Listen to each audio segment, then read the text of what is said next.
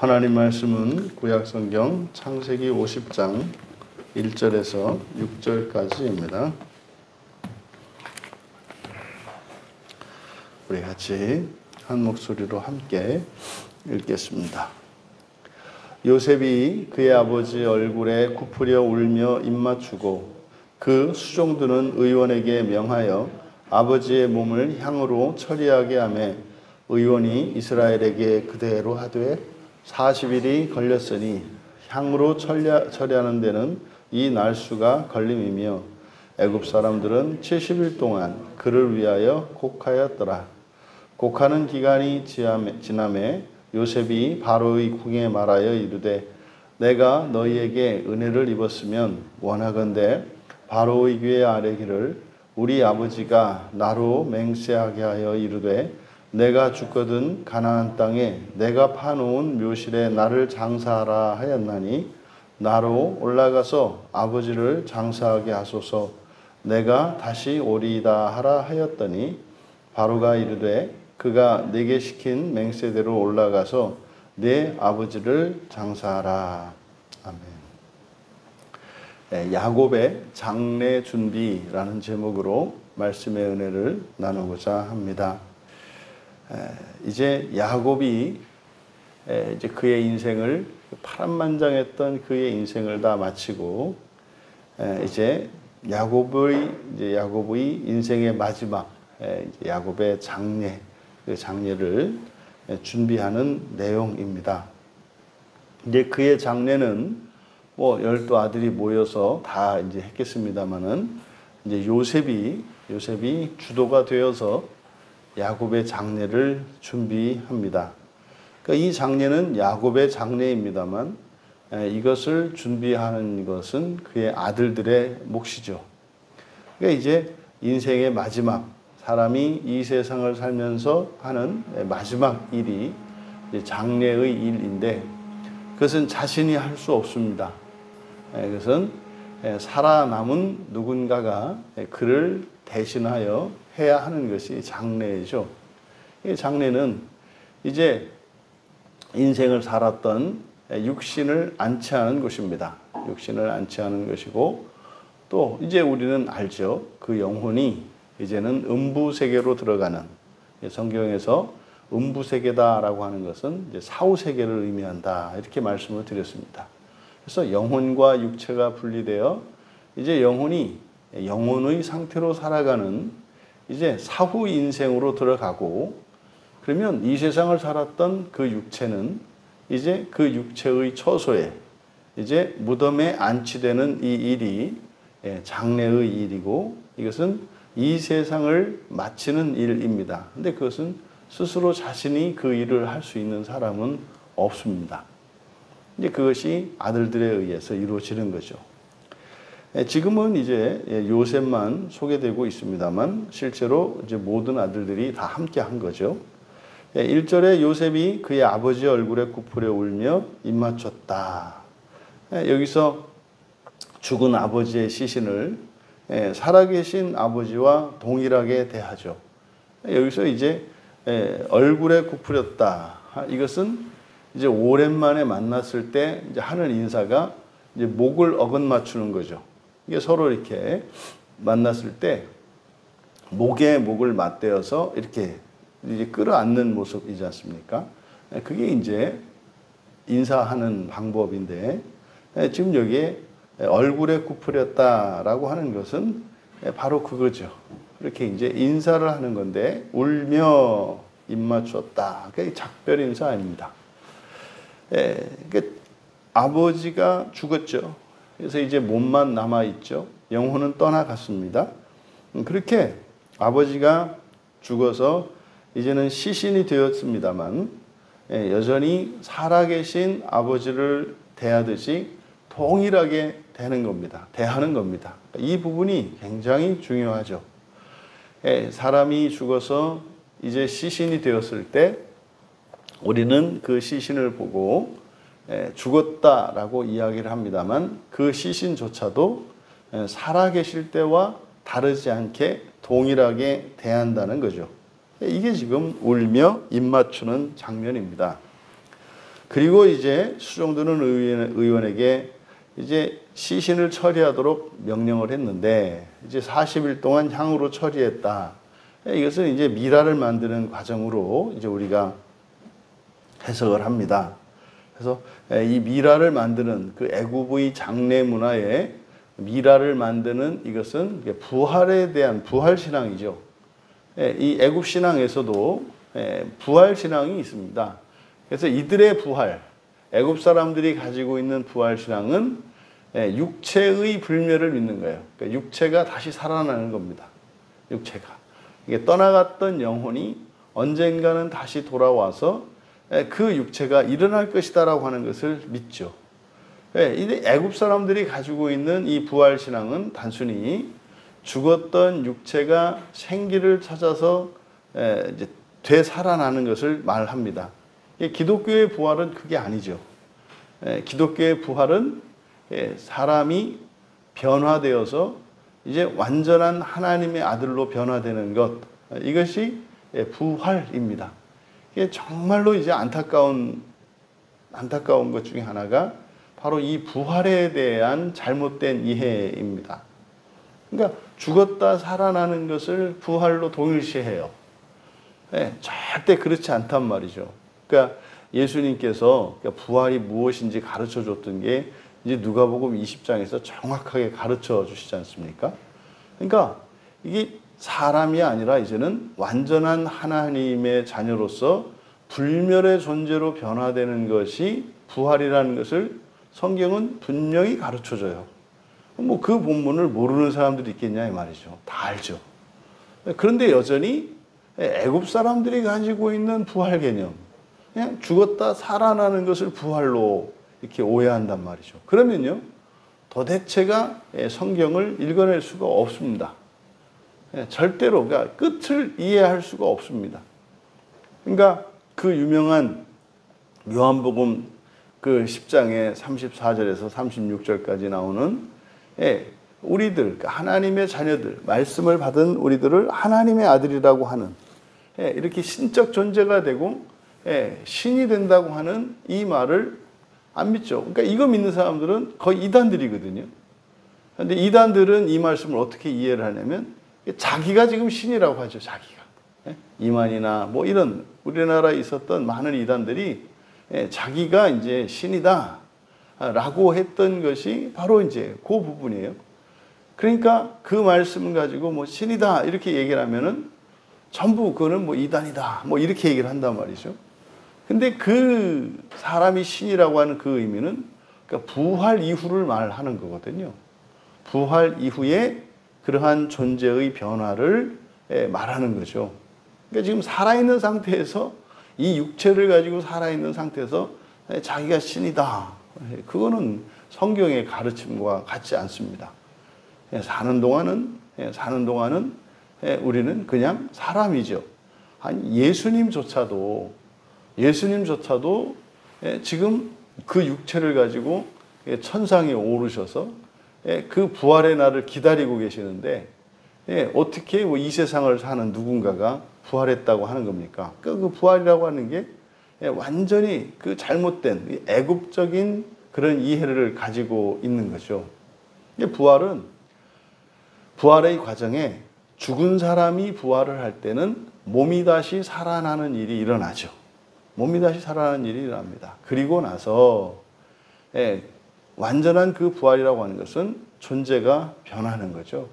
사람이 아니라 더 이상 사람이 아니라 이제 완전한 하나님의 자녀인 신적 존재로 변화되는 것을 부활이라고 한다. 그러니까 이 부활을 이해하고 있지 못하기 때문에 성경 말씀을 못 푸는 거예요. 자신 있게 얘기합니다. 그렇게 하면 이단이다. 그 얘기를 누가 했던 거예요? 예수님 당시에 예수님을 십자가에 못 박았던 그 종교 지도자들이 했던 이야기거든요. 그거를 오늘날 똑같이 이야기를 하고 있어요. 똑같이. 그러니까 여기에서 지금 애굽 사람들이 미라로 만드는 이것은 이 사람들은 단지 죽었던 몸이 다시 살아나는 것을 이제 부활이라고 믿었다. 그러니까 정확히 말하면 이제 부활이라는 말을 쓰면 안 되는 거죠. 그러니까 몸이 다시 살아날 수 있다고 하는, 그러니까 이거는 뭐 저희 뭐 개인적인 뭐 경험도 말씀을 드렸습니다만, 뭐 예로부터 이렇게 죽었다가 살아나는 일들이 종종 있었던 거예요. 동서고금을 막론하고 이렇게 종종, 지금도 보면은 뭐 임사체험자들이 있지 않습니까? 죽었다가 이틀이고 사흘이고 이렇게 지난 시간이, 상당한 시간이 지난 뒤에 되살아난 사람들, 그 사람들이 이제 죽음에 대한 체험을 간증하고 뭐 이렇게 이야기를 하지 않습니까? 이 과학적으로는 설명할 수 없는 그런 일들이 이미 있었던 거죠. 그러니까 이 애굽이라고 하는 나라의 그런 몸이 다시 살아나고 다시 살아난 몸이 영원히 산다고 하는 그런 부활 신앙이 있었던 거죠. 그것에 이제 한 문화적인 양태가 미라를 만든 거였다. 그런데 지금 여기서 요셉이 이제 돌아가신 아버지 야곱의 몸을 그 미라로 만든 것은 아마 그 애굽의 그 장례 문화를 따르고자 함이 아니라, 이제 아버지 야곱의 명령이 그의 시신을 이제 가나안 땅에 있는 막벨라 굴에 장사하도록 명령했기 때문에, 그러면 이제 실제로 그 시신을 옮겨야 되는 그 기간, 분명히 부패하죠. 그래서 아마 이 요셉은 야곱의 몸을 이렇게 미라로 만드는 향처리 과정을 거쳤던 것으로 보입니다. 이 40일 동안, 이 40, 이것도 완전수죠. 완전수. 그리고 뒤에 이제 애곡 기간 70, 이것도 완전수죠, 전부. 근데 의미는 좀 다릅니다. 이 4라고 하는 이 숫자는 지상의 숫자로서 동서남북 사방을 우리가 이야기를 하잖아요. 그래서 이 40이라고 하는 것은 지상의 모든 수를 말하는 것이고, 그리고 70이라고 하는 이 수는 40은 4와 10, 그리고 70은 7과 10으로 구성되어 있는 것인데, 이 7이라고 하는 것은 하나님의 창조의 수죠. 그러니까 창조가 완성된 수, 이것이 7이고, 10이라고 하는 것은 충만입니다. 그러니까 이 70이 의미하는 바, 이것은 첫 창조의 완성을 의미해요. 첫 창조의 완성이라고 하는 것은 우리가 항상 에덴 동산으로 돌아가야 합니다. 에덴 동산에서 하나님께서 6일까지 창조를 마치시고, 그리고 7일째에 안식을 하셨지 않습니까? 그리고 이제 에덴 동산 사건이 이제 8로 넘어가는 거란 말이에요. 8이 이제 시작이 되는 거죠. 그러면 아담이 이제 넘지 못했던 8이라고 하는 숫자, 그 8이라고 하는 숫자로 이제 넘어간 거죠. 그러니까 마치 이 70이라고 하는 이 숫자는 야곱이 이제 하나님이 사람을 창조하심으로써 6일 동안의 창조를 마치시고 7일의 안식으로 들어가지 않습니까? 그러니까 요 7, 여기서의 이 안식은 죽음이에요. 그러니까 죽음이라고 하는 이것이 마치 에덴 동산의 6일 창조 후에 제 7일의 안식으로 들어가는, 요것이 이제 7이 의미하는 바예요. 그러니까 이제 야곱은 마치 이제 어떤 상태인 겁니까? 에덴 동산으로 들어가는 거예요. 에덴 동산으로. 여러분, 죽어서 우리가 신자들이 가는 그곳을 낙원이라고 한다 그랬잖아요. 그 낙원을 신약 70인역에서는 에덴 동산을 낙원으로 번역을 했다. 그러니까 사람이 죽어서 가는 그곳, 그러니까 아담과 아담이 들어갔던 그 낙원, 그러니까 신자의 그 죽음은 낙원으로 들어가는 것이어야 해요. 근데 그게 이제 음부인데, 그 음부 세계에서는 낙원만 있는 게 아니라 지옥도 있다 이 말이죠. 이게 무슨 말이에요? 아담이 에덴 동산에 들어가는 것만 있는 게 아니라 에덴 동산에서 나가는 것도 있다 이 말이에요. 실제 그렇지 않아요. 나갔잖아요. 나간 것을 지옥이라고 하는 거고, 그 안에 있는 것을 낙원이라고 하는 거죠. 그러면 이 70일, 그러니까 야곱이 인생을 다 살고 죽었습니다마는 진짜 인생은 거기 시작이죠. 그 인생은 뭡니까? 아담이 살지 못했던 삶이에요. 우리가 앞에서 이 야곱의 인생을 쭉 돌아보면서 7과 8 가지고 6, 7, 8, 6, 7, 8 그래서 첫 창조에서 재창조로 넘어가는, 그러니까 넘어갔다 들어왔다 넘어갔다 들어왔다 첫 창조로 갔다 재창조로 갔다가 하는 일들이 계속 반복이 됐지 않습니까? 또 다시 이제 최종적으로 그 재창조의 완성으로 들어가는, 그러니까 부활을 향해서 들어가는 그 마지막이 이제 죽음 이후의 사후세계인 거죠. 바로 그것을 나타냅니다. 이제 야곱은 살아야 될 사람을, 살아야 될 이 첫 창조의 삶을 잘 맞췄다는 거죠. 다 살았다는 거죠. 그리고 나서 이제 장례를 치름으로써 마치 하나님께서 에덴 동산으로 옮기신 것처럼 이 장례의 절차가 여호와 하나님께서 아담을 에덴으로 이끄시는 것과 같은 그런 장면이에요. 그래서 요 이제 70일간의 애곡, 또 이게 이제 역사적으로는 이제 애굽의 바로가 죽었을 때 그 애도 기간이, 애국하는 기간이 72일이라고 합니다. 그래서 그 바로에 준하는 예의를 표시한 거죠. 하지만 이제 바로만큼은 안 되는, 그게 이제 70일이라고 하는 역사적인 의미라고 해요. 근데 이렇게 이제 애곡을 하고 이제 요셉이 야곱의 야곱의 유언 명령을 바로에게 전하면서 이제 그 장례를 치를 수 있도록 허락을 구합니다.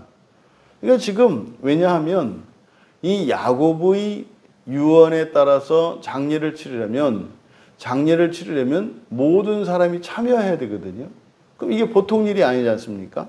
왜냐하면 이제 여기 가나안, 애굽 땅을 떠나서 가나안으로, 이제 가나안에 가야 하기 때문에 이거는 굉장히 큰 일이고, 이것은 실제로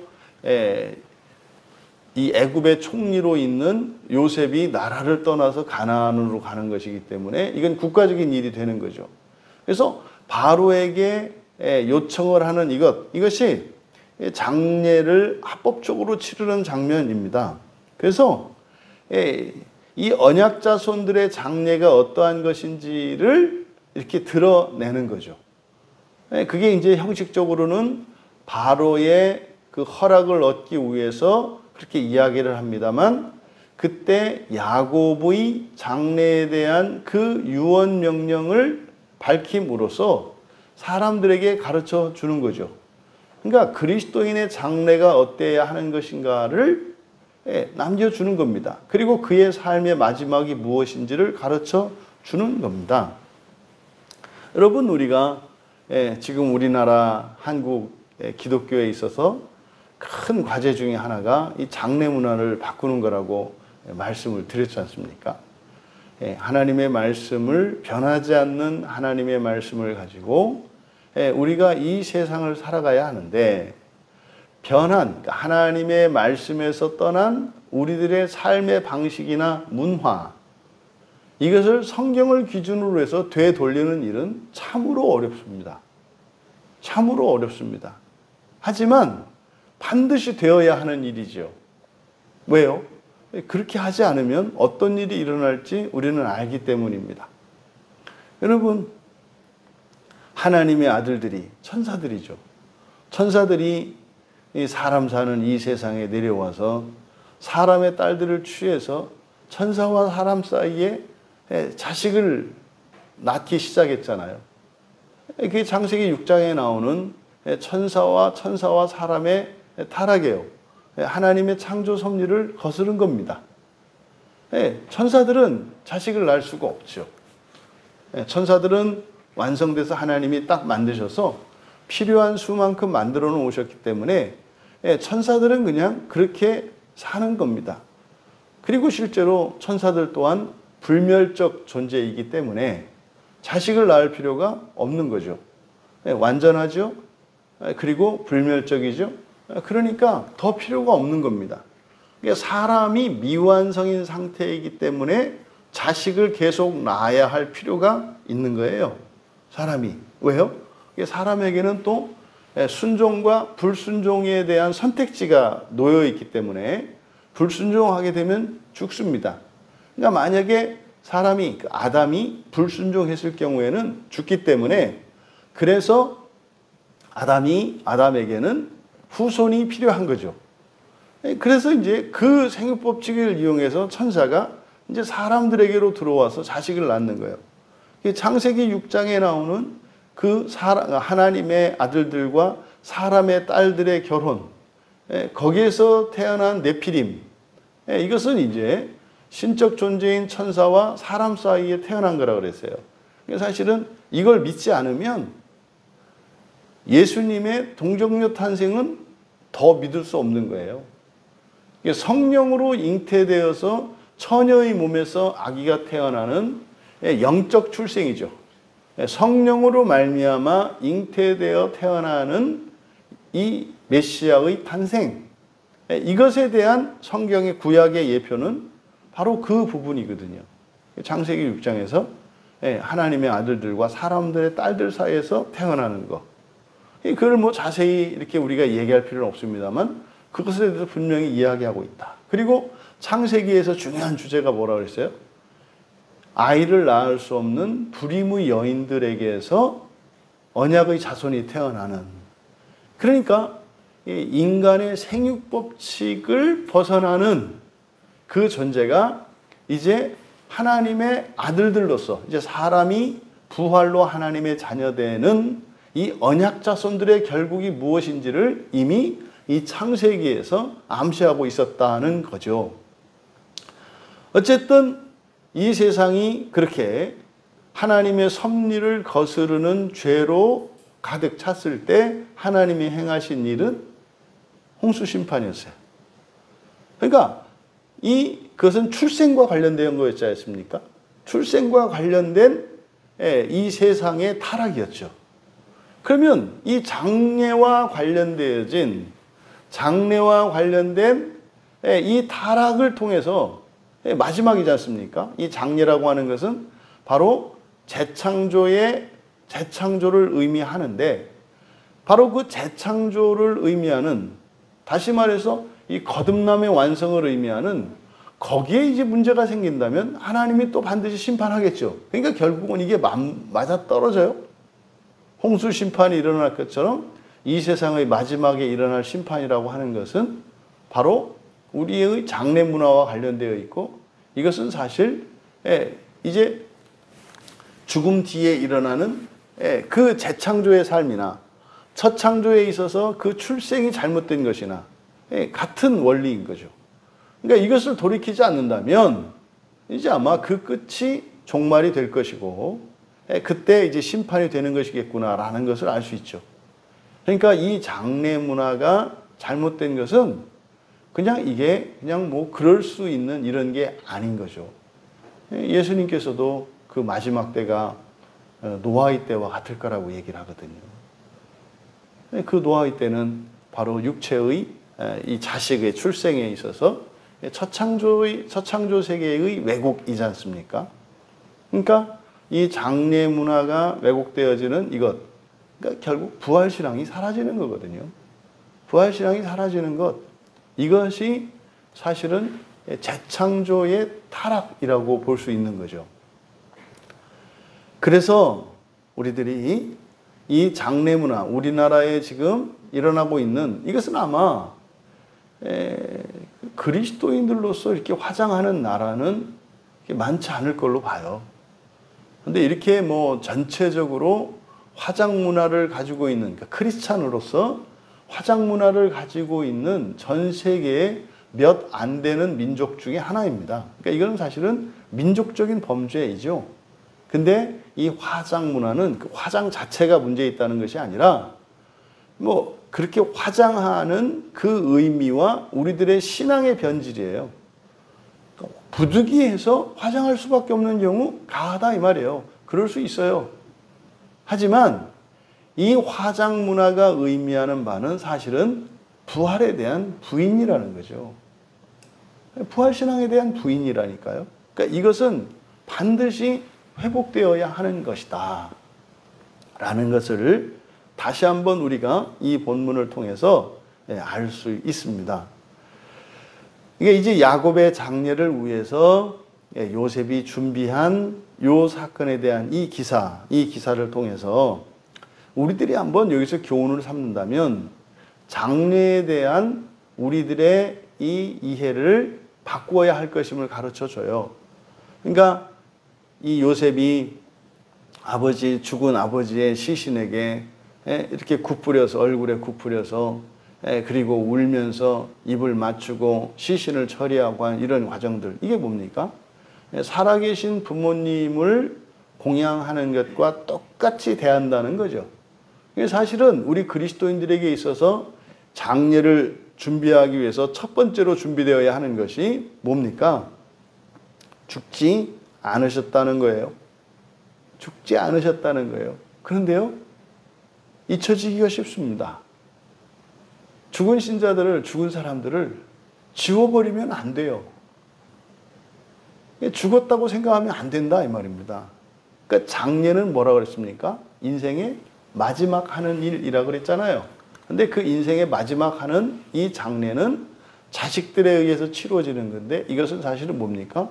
부활을 준비하는 결정적인 사건이에요.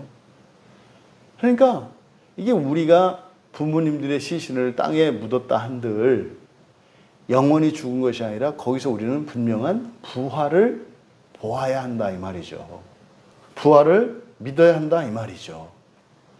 그래서 우리가 장례를 준비하는 첫 번째는 부모님의 부활을, 또 사랑하는 가족이나 이런 친지나 지체들의 죽음 앞에서 다시 한번 우리들은 그 부활의 신앙을 견고하게 붙잡아야 하는 거예요. 이게 그리스도인의 장례를 위한 첫 번째 준비입니다. 그러니까 그 부활을 위해서 우리가 장례를 준비하는 것이고, 그 부활을 위해서 세마포를 입히는 거죠. 일어나서 새 옷을 입어야 하기 때문에 우리가 새 옷으로 그렇게 시신을 새 옷으로 갈아입히는 거죠. 또 그래서 이 장례 준비에 우리 그리스도인들의 장례를 위한 그 준비는 부활신앙이다. 그래서 오히려 살아생전의 죽음으로써 살아생전에 다하지 못하였던 자신들의 그 효도, 자신들이 했던 불효를 한으로 삼을 것이 아니라 부모님이 죽고 난 뒤에라야 깨닫는 게 있어요. 그러니까 죄가 죄인 것을 그때서 깨달아요. 그거를 이제 무덤 앞에 가서 이제 한풀이를 하는데, 부활의 신앙으로 준비한다는 것은 뭐겠어요? 그때 깨달은 자신들의 불효와 죄를 회개함으로써 살아계신 이들에게 살아계신 노인들을 공양하고, 이웃과 지체들의 부모에게 부모님이 살아계셨더라면 했었을 그 일들을 함으로써 회개를 하면서 살아가는 거죠.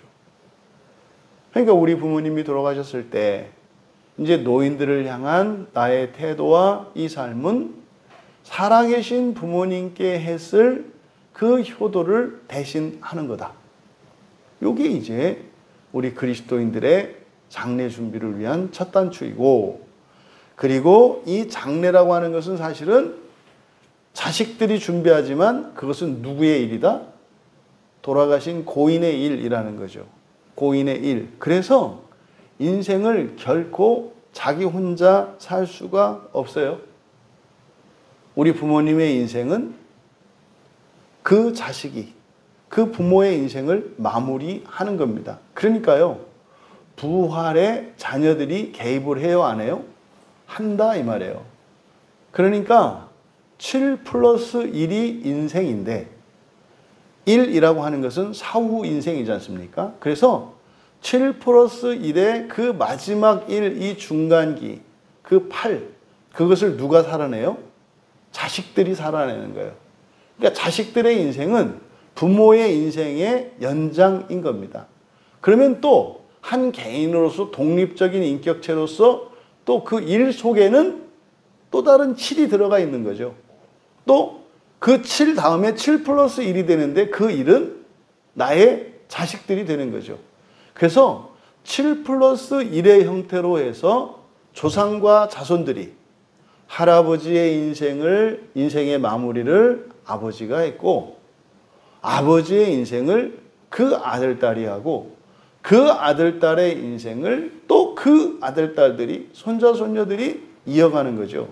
그러니까요, 인생은 사실은 뭐예요? 한 덩어리입니다. 제가 김씨성을 가지고 있는데 저희 집안에, 저희 직계의 그 조상들은 한 덩어리의 인생을 살아가는 거예요. 그래서 훗날 종말에 보면은 전체가 이렇게 한 덩어리인 거죠. 근데 그것을 현미경으로 이렇게 대고 딱 들여다보면 7 플러스 1로 되어 있는 거죠. 그래서 조상과 자손이 이렇게 장례라고 하는, 그래서 7 플러스 1의 형태로 잇대어 있는 것이고, 그것이 성경에서 이야기하는 에덴 동산에서의 삶이란 말이에요. 그러니까 우리의 인생은 단지 나만의 인생이 아니라 내 아버지의, 더 나아가서 아버지의 인생 속에는 할아버지, 할머니의 인생이 포함되어 있기 때문에 결국 나의 오늘 현재의 삶이라고 하는 것은 사실은 뭡니까? 거슬러 올라가서 우리 가문의 모든 역사를 항상 사는 거죠. 그래서 이 달리기의 계주와 같은 게 우리네 인생인 것을 알 수 있어요. 우리에게 주어진 인생의 한 시대를 우리 가문을 대표하여 모든 사람들이 살아남는 거죠. 그리고 나서 그 뒤를 우리의 자식들이 또 한 시대를 담당하고 바톤을 이어받아 살아가는 거죠. 무엇을 위해서요? 부활입니다. 부활을 위해서 그렇게 살아가는 겁니다. 여러분, 이렇게 그래서 우리들이 인생을 살아갈 때 부모의 인생을 마무리하는 인생이라는 것을 우리가 기억해야 합니다. 나의 인생은 나만의 인생이 아니라 내가 사랑하는, 내가 존경하는, 나를 낳아주시고 나의 생명을 주셨던 나의 부모님의 인생을 마무리하는 것임을 기억해야 합니다. 또한 나의 인생은 나의 자녀들이 또한 마무리해야 되는 것임을 가르쳐야 하고 이어서 살게 해야 하는 것임을 이 야곱의 장례 준비 과정을 통해서 우리가 교훈을 얻을 수 있겠다. 여러분들의 오늘 하루의 삶의 무게가 이것이 단지 우리에게 멍해가 되고 부담이 되는 것이 아니라 더욱 의미 있고 가치가 더해지기를 바라고, 또한 이것이 우리들과 자식들의 인생이 나뉘어 있는 것이 아니라 우리의 인생은 자녀들에 의해서 계승되어지고 계속되어야 한다는 사실. 그래서 조상과 자손들을 잇는 한 시대의 사명을 받은 자로서 그렇게 부활의 인생을 위하여 대를 이어서 또 대를 이어주는 그런 참된 그리스도인의 부활의 삶을 살아가시기를 주님의 이름으로 축원합니다. 존귀하신 하나님, 아들들에 의해서 인생의 그 마지막 일인 장례가 준비되었습니다. 이 기사를 통해서 인생이 무엇인지 깨닫게 하여 주셨고, 저희들의 인생이 저희들의 조상들은 물론이요 자손들과 함께 부활을 위해 살아가는 것임을 가르쳐 주셨습니다. 어떻게 살아가는 인생이 잘 산 것이고 성공한 인생인지, 또한 어떻게 살아가는 인생이 헛되고 실패한 인생을 살아가는 것인지 오늘 말씀을 통해서 부활의 인생의 참된 의미를 깨닫고 사랑하는 지체들 모두의 삶이 부활의 승리의 인생이 되기를 하나님께서 복 주시기 원하며 감사하며 예수님의 이름으로 기도하옵나이다.